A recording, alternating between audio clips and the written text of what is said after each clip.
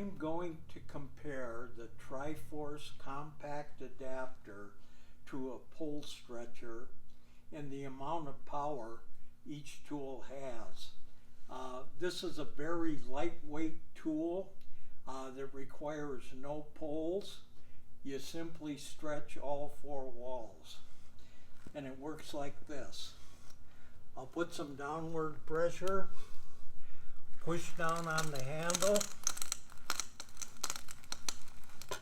and you notice the large amount of carpet in front of the tool pulling directly through the tool. I'm going to go ahead and release it. Now I'm going to move over to a pole stretcher. I'm going to use this the same way. I have the handle in about the same position, and I'm going to go ahead and use this tool. Again, I'm going to put some downward pressure, and I'm going to press quite hard.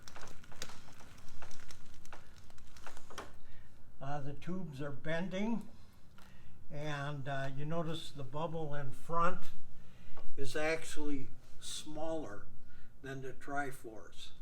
And you're only stretching one way with this tool. You're stretching four ways with this tool. I'm going to go ahead and release it.